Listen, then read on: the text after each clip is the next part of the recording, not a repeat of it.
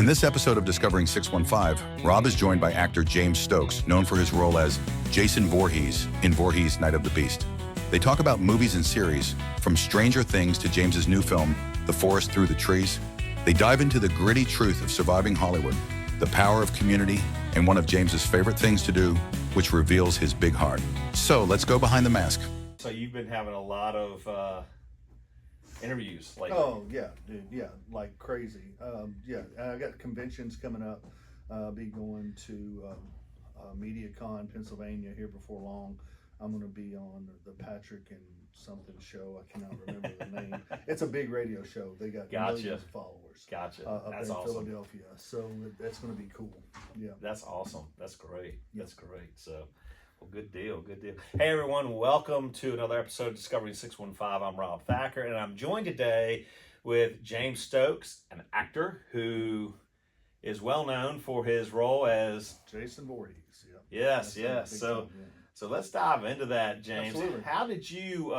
First off, what got you to Nashville? What got you here to Tennessee? Because I know you and I met at NutriShop or NutriFactory. Sorry, wrong. Nutrition Factory. Nutrition Factory. Yep. No, I got here about 18 years ago. I moved here to get away from Kentucky, pretty much. I mean, I've been in Kentucky, all my life, and just wanted to kind of move out. Nashville was kind of booming back then, I mean, just like it is now. Right. I mean, it's booming more now, but it was booming, and it's got the airport here and everything like that. And I was still with the EMS and fire department there. Okay. And stuff like that. So, just I don't know, a change of scenery, I guess it was. They brought me here, and then lo and behold, I started doing a little acting, and on the side, it's some low budget, no budget, independent films, and one thing led to another, and I met this lady that became my agent back then, and she's, matter of fact, I still use her today. I'm still with her, with Actor Talent Agency here in Nashville, and just got some pretty good roles, some commercials and stuff like that, and then one thing led to another, and I got on a little show called Stranger Things, and kind of boosted my career a little bit. It was a very small part, but regardless, I was on that show, and then I got the role as Jason. Wow. And how many years ago was that with the Jason role? Ooh, it's been out now for going on 3 years, so I guess it's been about 5 years. Okay. Mm-hmm. Okay. Yeah, off and on. I mean, getting everything started. Right. From them saying you're going to play the part to me going out and getting my body cast and all that stuff for the suit and for the mask. Wow. and all that stuff. I guess it took almost a year to do all that and get everything ready. That suit is just unbelievable. I was going to ask about the suit. So how is that? Is that a fun suit to wear? No. I actually lost probably around 36 pounds. Wow. While I was shooting the movie. It was just a matter of being in it for so long and sweating, because it doesn't breathe whatsoever. Okay. It's hard latex. Oh, so okay, it's not gotcha. like the foam latex or anything like that. I had a couple of different masks that I wore that was the hard latex, which you can't breathe whatsoever in them. And then I had one mask that I did for the I guess you'd say the majority of the film. It was a foam latex mask. Right. Still hard to breathe in, but at least it was a little bit breathable, and I could stay in it for I guess the longest I stayed in the mask at one time was about 30 minutes. Oh man. And that was long. I mean, That was long. That's a long time. Now, how long does it take you when you get into your costume for Mm-hmm. Jason? How long did it take you on average to get into the costume, out of the costume? In the initial getting into the costume, it's a bodysuit. So as far as the costume itself, it took 5 minutes to get into, maybe 10. Pull, because I mean, literally, someone had to hold my arms and just. I mean, I had to shave my arms and all that stuff, because when you put it on, it would rip the hair. Like, it would rip your hair right out. Oh my God. And so I did that, and so yeah, about 10 minutes getting that on, and then the makeup and stuff like that was on my face, because they had to black out my eyes. They had to do some other little things. And then after I got the mask on, they had to airbrushing, spray it down with like, not water, but it was like an alcohol based kind of thing, that to make it look realistic. and it did. I mean, on film, it looked fantastic. Wow. So all in all, including makeup, and what was your average time? I mean, to get Well, for we got everything better right? at it every time. We got better every Gotcha. time. So with it, like there was one time I sat in a chair for 6 hours. Oh, Hmm. So wow. yeah, so that's kind of hard. I mean, that's you're dozing off, you're sleeping. I mean, it's hard. People working on your face and doing all that, putting different 6 things on. hours. Yeah, dude. I mean, and getting okay. And I did one mask where they had to where they had to actually glue it to my face. That was rough. Oh. You talking claustrophobic? You don't know what claustrophobic is until Oh you my get gosh. something that's well. It's just like Jim Carrey when he did The Grinch. Oh I yeah. mean, he Yeah. literally had to have a psychiatrist come in on set to talk him through some of the stuff that he was doing because he was so claustrophobic in that Oh my mask. gosh. So that's anytime you get very hot, like your body gets hot, that's when the claustrophobia starts to set in. You know. Oh So, wow. yeah. So it was very rough for me, and I've been claustrophobic for many years, and it's just that was a breakthrough for me being able to wear that mask for as long as I did. Even getting into it now when I go to my conventions and having to put it on for like 25, 30 minutes, taking pictures with people, it's pretty rough because it's hot and you can't breathe. And not only do you have the foam latex mask on, but then you have the hockey mask over top Oh of that. gosh. Okay. It just limits your air. I mean, Right. seriously, and so it's tucked down into the suit, so there's no breathable. It just your hand, and you got gloves on. So and then you're wearing boots, and so you're wearing pants over top of the suit, wearing a shirt over top of the suit. Oh my goodness. It's rough. It's rough. So but it's something that I've gotten used to, and people love it, and I don't mind getting into it and taking photo ops with people and stuff like that. Gotcha. So it's pretty cool. That's cool. So what got you into the? I guess you could say, is it the with Jason, the horror genre? Because you guys have just. I mean, what is that one that you happen to like doing or enjoy doing? Yeah, I guess. I mean, I've done about. I think I got a 68 or 69 film credits to my name on IMDb. Wow. And about half of those are horror films. Okay. And they're all over I mean, they're on Prime, they're on Netflix, they're on Hulu, Tubi. I mean, I've got movies out there everywhere that are horror films. But I also got some other films out there, like on Hulu with me and Eric Roberts, and a couple other people, like Child of Love. It's a true story about a Down syndrome kid. So, I mean, I've got an action film out called Adrenaline. Went to Romania to shoot that. Oh wow. So, I've got other films, but yeah, the main thing is the horror. I'm a big guy, so I get deemed as the monster or the cop or something like that in these films, and I love it. That's right. Yeah, I mean, just it's where I go wherever they tell me to go. And I just saw, or I've seen on social media, because I follow you on social media, you've got your new movie, The Forest Through the Through Trees. the Trees. Now, in that one, you're playing a different character, correct? In that Yeah, it's okay. They deemed it a horror film, one? Right. but it's not a lot of horror. I mean, it's Okay. more suspense. Okay, I would gotcha. think. There's a couple of parts in it that I think people would cringe and like, okay, I can see where it could be horror, but it's more suspense. But I'm playing a dad. I'm Okay. playing the dad to a stepdaughter, Okay. which is in itself hard already. And my wife, her mom, leaves for some reason. We don't know why. And that's where the movie starts off. The movie starts off with the baby being born, and she has heterochromia. Okay. Heterochromia, one brown eye, one blue eye. Gotcha. And so we didn't know that she was part of a cult at one point. They wanted the baby because they was going to eventually bring a demon through her body because of heterochromia, which is the eyes of the soul. So, or the vessel through the soul, or whatever whatever they say it. So, well, they found out where she was at, the cult. Well, instead of telling us, she left and didn't tell us nothing. So Chloe thinks she left because of me. I think she left because of Chloe. One thing leads to another. For a year, me and her we're batting, just going at each other and all that stuff. And then some things happen, and we find out that we have a cabin in the woods that she owned. Chloe had no idea. I had no idea. Chloe wanted to go. I told her no, we wasn't going to go. Well, then Chloe, being a teenager, she left and went. Well, I didn't. It's about 8 hours away, so I took off after her. Well, by the time when I got there and stuff, then the cult got her, and so I have to go on a rampage to get my daughter back.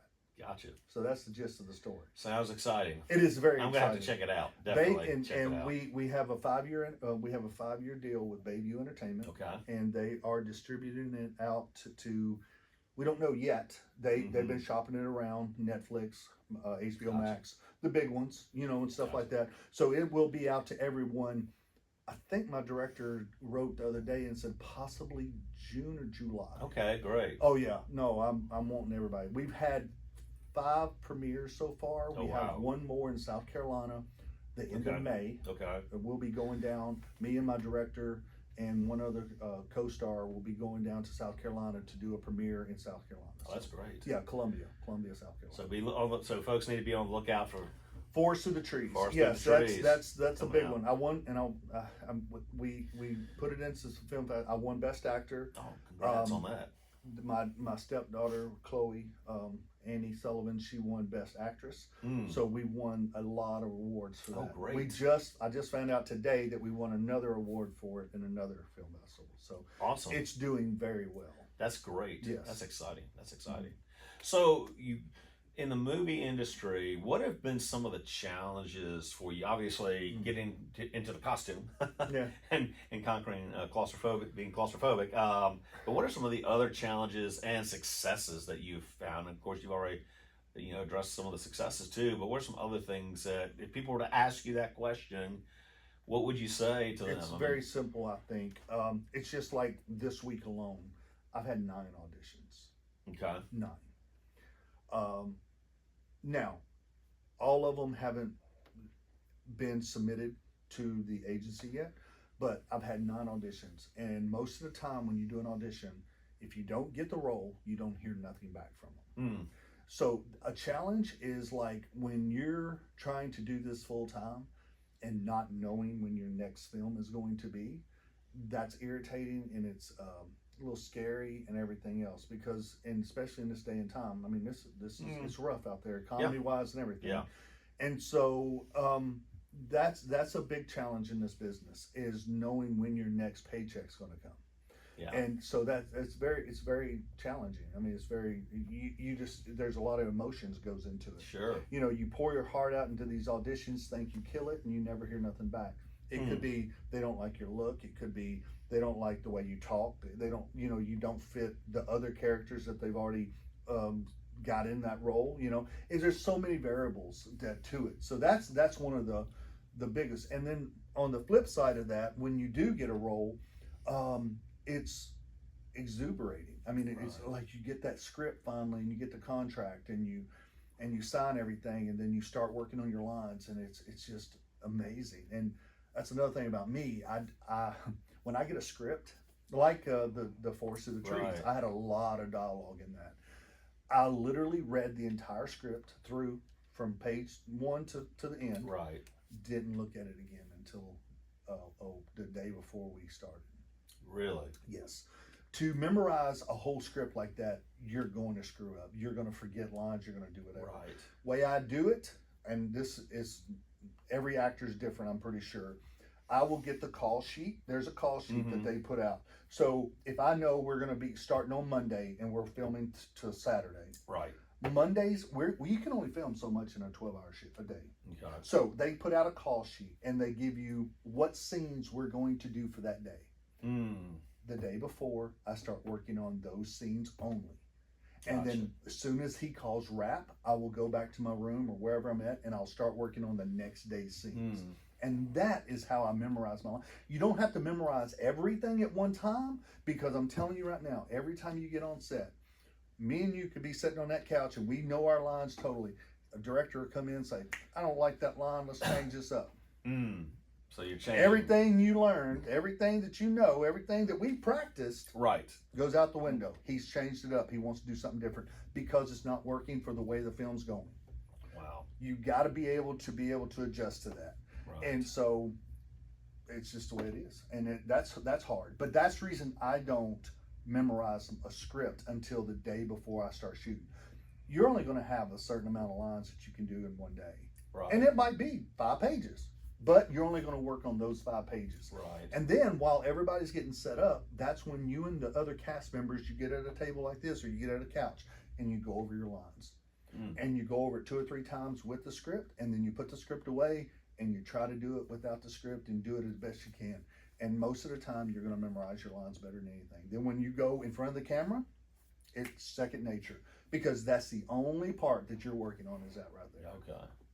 So breaking it down, so unlike, a play where you've got this running dialogue, you guys get, depending on what the director and the producer call for that day, is the scene you guys are going to do. That. Yes, That's and amazing, for most movies like The Forest of the Trees and stuff, everything was set in stone. Everything was laid out to a time limit. I mean, we had so much time, and then he would give we were shooting with 2 cameras and a big light crew. He would give enough time for the light crew to go in, tear down, set up enough, because we was out in the woods. We was at 4 or 5 different cabins. We was at 9 different locations during that movie. Oh, it's crazy. So moving, all the moving parts in that was just absolutely crazy. And we shot that movie. I think the budget was about $85,000. And how many days did it take you to shoot the movie? It took over a little 3.5 weeks, or about 3 weeks, three weeks and 2 days, or something like that. Yeah, something like that. Yeah. Is that what's the longest movie that's taken you to shoot? I think the Voorhees movie. We shot that in a little over 3 weeks, but I think it was almost close to 4. Okay. Because of reshoots and stuff like that. Gotcha. You're fighting the weather. You're fighting different things. It's just like when we was in Arkansas shooting Forest of the Trees, a tornado came through. Seems like Arkansas has been having a lot of tornadoes going through and lately. Literally ripped down one of the places we was going to film. So we had to scramble to find another house to be in, and thank goodness we did. But it's just the tornado. I mean, dude, Rogers, Arkansas got tore up right before we got there. I mean, it looked like a war zone. I'm going, how did anybody survive this? Yeah. And not a lot of people died in that, but it was a lot of things were tore up. Yeah. But I mean, a big tornado came through there. So you always have to make, like you said, make adjustments, be flexible. Have to be. Not just with the script, but even when you're shooting on location, in case, like you just said. And we shot that movie backwards. Okay. We shot the end of the movie the first week. The next week we shot the middle, and the last week we shot the beginning. So not only do you, that's the reason a script supervisor is so important. And we have a really good one that was on set, but a script supervisor is very important because one, there's a big thing called continuity. And if you don't have that, like for instance, the scar that was on my head during the end of the movie, that every day that I came in, so I didn't leave that on. I mean, I had to take it off. Right. So every day that I come in, they had to take pictures and see, and had to put it at the exact same spot, the exact kind of blood running down my face and all that stuff. You could be off a little bit, because most people ain't going to notice stuff like that. But at the same time, the shirt's got to be the same. The holes in your shirt got to be the same. Everything just, it's crazy. Because if not, it's going to look, somebody's going to catch it. And you don't want that, you want it to look like, so that's hard. So I think I had like 4 different outfits of the same outfit because you just never knew. I mean, because I'm running through the woods, I'm killing people left and right, and it's like you never know if something's going to get ripped or whatever. So if it gets ripped, I got to change shirts and do the shirt up just like I did the other one. Oh wow! Which we had everything covered. I mean, we had a wardrobe person, we had continuity people, we had everything. So it was pretty cool. That's great. So talk a little bit about it being in the movie community. How have others in the community, what's that like in terms of accepting you, and then also just being in part of that community with other actors and things like that? It's absolutely wonderful. Okay. I mean, there are some really cool people that I've gotten to meet and gotten to know over the years in different movies and forms, and became really close with them, and we stay in contact. With Facebook and Instagram the biggest one probably. Facebook, they limit you to 5,000 people, so Instagram doesn't. And so Instagram is probably the best way to do it. TikTok a little bit, but I'm not a big TikToker. I'm not either. Yeah, so Sorry, TikTok. I'm not a big TikToker, so Instagram is probably where I post most of my movie stuff and stuff like that. But getting to meet guys like Eric Roberts and becoming friends with him and actually becoming friends with him, like being able to call him and stuff like that. It's just it's fantastic, you know. And he's been in the movie business all of his life. I mean, he's done over 1,000 movies. So having somebody like that in my corner that I can talk to, and on the horror community, like John Dugan, he played the grandfather in all the Texas Chainsaw Massacre movies. Great friend of mine. I could call him anytime. You know, Robert Lasardo, he's an ex-military guy too, plus he's an actor. Been in several movies with Clint Eastwood and just different things. And yeah, he always plays he's tattooed all up. Mexican guy, great guy, dude. We talked on the phone one time for like almost an hour, and you know, just learned about each other, you know. And he's just absolutely phenomenal. You know, getting to meet Robert Lasardo over and doing Adrenaline over in Romania. You know, guys that you would never ever dream of meeting, you know, and getting to meet Kane Hodder, you know, another Jason, you know, getting to be at a convention with him and Derek Mears and CJ Graham and all those guys. That's cool. It's so cool, and they're always so cool with me and everything else, and we're all just brothers, you know, pretty much, and we put the mask on the same way, so it's pretty cool. That's awesome. So how do you, like, in terms of giving back to the community, just in general? I've seen some of your pictures on Instagram, which is really cool. And of course, then that's also involves fan experience. What do you want your fans to, what kind of experience and community do you want to have with your fans? Well, the biggest thing is the kids. I'm very, dude, I go to everything that I possibly can. And the thing of it is, I've made a lot of friends in the country music industry, and that helps me a lot too. With T.G. Shepherd and Kelly Lang and a lady that used to be on the radio there, Devin O'Day. She does a lot of like for the Mustang Heritage, for the autism, the country music for autism. I'm June the 4th. We'll be at 3rd and Lindsay for Country for a Cause, and I always go down there. And I'm so thankful that they allow me to be in that mindset. You know, it's just like the Country for Autism thing that we just went to with TG and Devin and oh my goodness, Daryl Worley and all of us. Those kids, when I met them, were scared to death to go up on stage. And Devin came to me and she goes, "You're coming up on stage, right?" And I go, "Yeah, I mean, if you want me to." She goes, "No, I need you to go up with the kids because they trust you. They feel comfortable with you." That makes me feel good. That right there makes me feel like whatever I'm doing it for the right reason. Right. And so when I go talk to schools, when I go talk to these middle schoolers about making the right choices, I try to talk to middle schoolers because you're fixing to go into high school and you need to choose the right people to hang out with now, because if you choose the wrong, you're gonna you take two paths. You're either gonna take the wrong path, you're gonna take the right path. Sometimes the right path, you're all by yourself. They need to realize it's okay to be by yourself. Yeah. It's okay to walk alone sometimes. You're going to have other people follow you eventually. But sometimes you got to take that step out and take that right path all by yourself to make sure that you do what's right for you, because it's going to eventually show in the long run when you get older. And that's what I did. I took the right path. And I'm not afraid to say that. Am I boasting? Maybe, but I can do that because I did take the right path. I had the right set of friends that didn't make me go out and do stupid crap, you know, like a high school kid does. Oh yeah. You know, you have fun. I mean, I played sports and stuff like that. And sometimes that's what a kid has to do.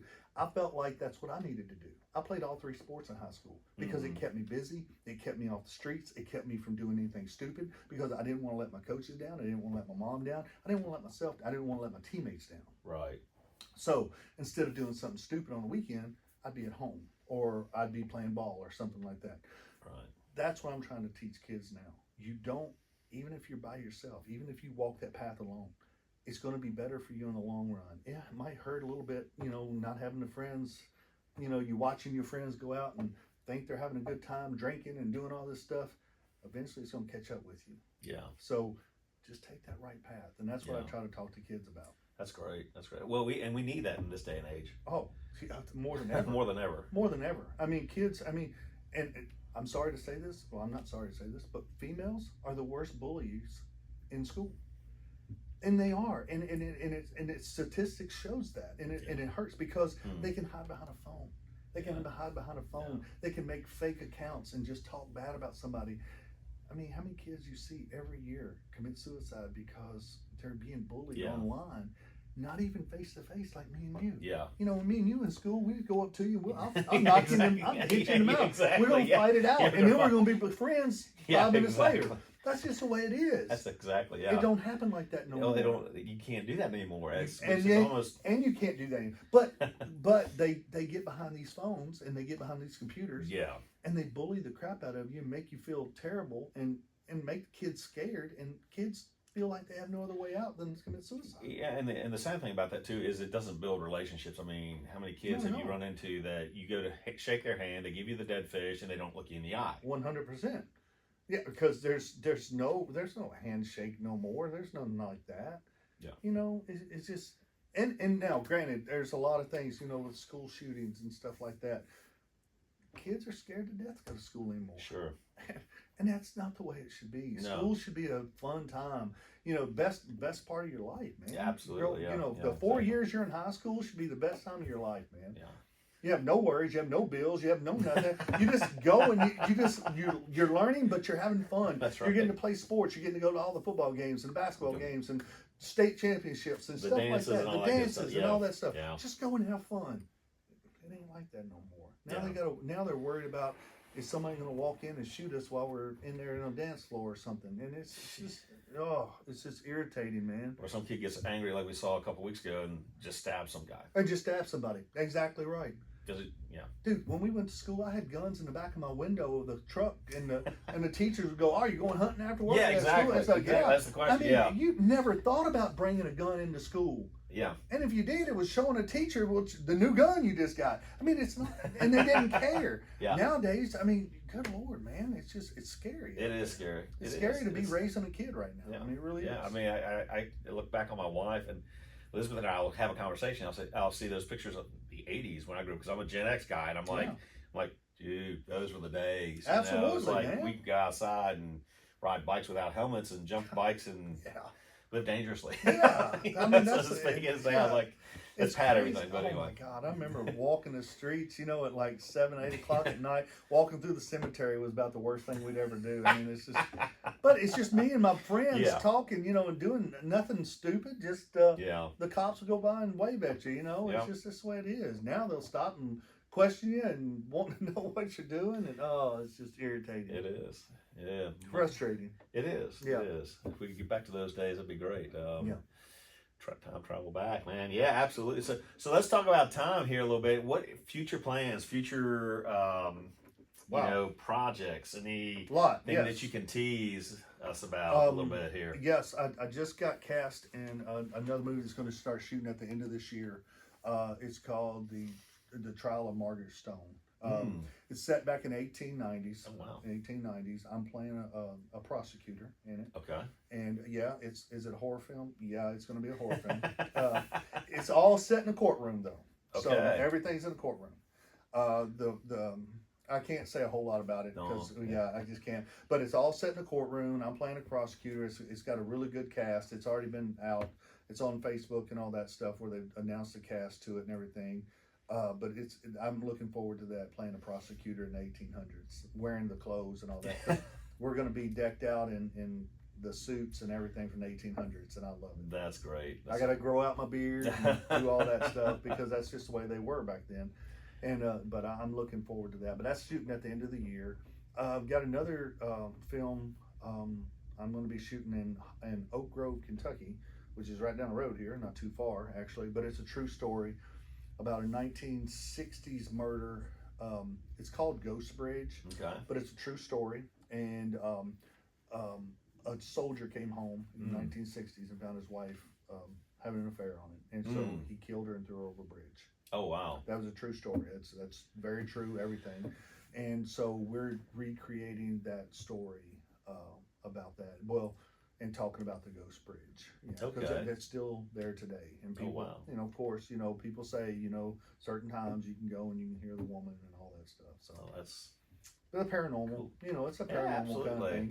Yeah. So it's pretty cool. That's great. That's great. That's great. So I'm shooting that. I've got several conventions coming up. Several. Possibility I could be this weekend in Nashville. Okay.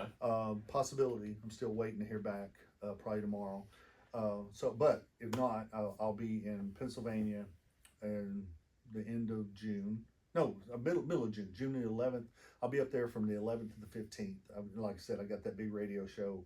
Right. Yes, Patrick and Steve, I think it is, but it's big. I mean, they're huge up there in Philly, and so some reason they want to talk to me and all that. And the convention is going to be held in a hockey rink, a professional hockey rink. They're putting wood down over the floors. We're going to have a convention there, owned by two NHL players that I'm going to get to meet. Oh, that's cool. Yeah, they're looking forward to meeting me. Which is weird to me, it's so weird. But he called me the other day and said they're wanting to meet you big time. So I'm really looking forward to that. So, and I got that, and I got several other conventions. Next April, I think I'm going to Sweden for a convention. Nice. Overseas. Yep. So things like that. That's really big for me. The fans getting to meet me and stuff like that is really cool. Good deal. Yeah. Well, let me ask this question. Any advice that you've got for folks trying to get into acting and aspiring to be actors? A lot of people say, it's hard. It is hard. It's very hard. You got to have a tough skin in this. You're going to get told no way more times than you're going to get told yes. If you are just starting out, the best advice I could give is right now, just go get professional headshots. Okay. Yes, it's going to cost you $300-400, but that is a part of your portfolio that you have to have that nobody else can. That nobody can take away from you. You got to have the headshots because that's the only way that directors and stuff can look at you. As far as resumes go, get your foot in the door and start anything that you can take. Anything. I don't care if it's a background for a big movie or a background for an independent film. It doesn't matter. You're going to have to do some stuff that you're not going to get paid for, and that's okay. Right off the bat, I don't know how many. I could go back through the 69 films that I've done, and probably at least 20 of them I never got a dime for. Never got a dime, but I was building a resume, and that's what you got to do. You got to build a resume. If you don't have a resume, and then the biggest thing, take some classes. If you've never done it, take acting classes. There's tons of people right here in Nashville, probably right here in Hendersonville, that could give you some classes. Yes, it costs a little money, but again, the money up front is going to help you in the long run. I took classes way back when, and still I take classes. You got to continue. It's just like anything else. It's like being an EMS. You got to continue researching yourself and getting to know what the latest things is. Well, there's things in movies change all the time, so you need to keep yourself up on the latest stuff. And that's the biggest advice is to do a lot of research on your own. You're gonna have to spend some money up front. It's just the way it is. You have to find you an agent. Find you an agent that doesn't ask for a dime. Okay. Agents will, if they're legit, they will not ask you for a dime. It's just like one of those lawyers. They don't get paid till you get paid. Gotcha. So what they do is they send your resume out there. They send your headshots out there. When they book you, they get their 10 to 20%, whatever kind of movie it is, SAG or independent, whatever. And then you get your money on top of that. So that's the best way to. And I got 6 agents, matter of fact, and none of them ask for a dime until I get in. But they've gotten money off of me a lot, so they're pretty happy. I'm That's pretty good. sure. That's Yeah, absolutely. Everybody they're out to make money, but they're doing the legwork. They're submitting me for things, and then I got to do the audition. I'll send the audition into her, let her look at it, and make sure it's good for her. Then she sends it off to the casting director. If I get it, I get it, and if I don't, well, it's just you just put that in your bucket as more practice, because the more you can get in front of the camera And this is the way I do it. I mean, Yeah, right here, yeah. right now, there is no more pretty much in-person auditions. You do it from the camera. Right. And you set up your lights and stuff like that on a blank wall, and you just do the audition. And it's great. That's awesome. So when you're not doing movies, Mhm. what are you doing in your spare time, free time? I do some handyman stuff. You know, I got my name out there a little bit, and I do some plumbing. I do some Yeah. just little everyday stuff and stuff like that to keep busy. But I've been pretty busy here lately. I've been pretty busy, and I do, like I said, I do a lot of benefits and stuff like Gotcha. that. I love doing the benefits. They're just yeah. fun. I don't, you know, it's not out there to make money. I'm not there to make money. I'm Right. there to raise money. Or Exactly. I'm there to raise money and there to help do whatever I can to bring in as much money as I possibly can for that foundation. Gotcha. So Gotcha. that's what That's I love great. I love to do that. Yeah. That's great. Giving back to the community.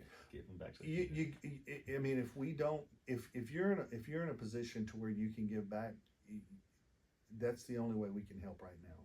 Yeah. You know, you know, we're not guys like me. We're not in government. We're not Right. lawmakers. We're not doing that. So the way we can give back is give back to the community, give back to the kids and stuff like that. Because right now, kids need it more than anything. Well, and community is so important. It is Absolutely. crucial. And Absolutely. I feel like, I'm a little spiel here that Elizabeth and I had the opportunity to go in 2019 to Italy, saw community, what community was. Mm-hmm. And I had somebody ask me a question on when I got back, what's the biggest difference between America and Italians? I said, well, right now, they understand community. They're very Yeah. much involved in their community. Right. And of course, then COVID hit, and I think we're trying to see, I hope we see a movement back to being involved in community because it's important. It's so crucial. It is. And like I said, you know, getting asked to do these benefits and stuff like that. I was just called the other day, or last night, matter of fact, yesterday afternoon, to do another one and to, you know, and to get some autographs and stuff for an auction and stuff like that to try to raise some money for tornado victims in Selma, Tennessee. And Yes. so I love doing stuff like that. Yes. It was about a year ago, I guess it was. I went down to right on the other side of Jackson, Tennessee, where the tornado tore down a fire department. Okay. I gave my time. I went down there. I set up a table, and from the time I got there at 8 o'clock to 11 o'clock, the gate itself just lined up to see me Oh, wow. raise enough money to build a fire department. Oh, that's great. That's great. That was crazy to me. Yeah. He came up to me at 11 o'clock. He said, I just want you to know. He whispered to me, he said, I just want you to know we've already raised enough money to rebuild the fire department thanks to you. Oh, wow. That right there makes me feel good. Yes.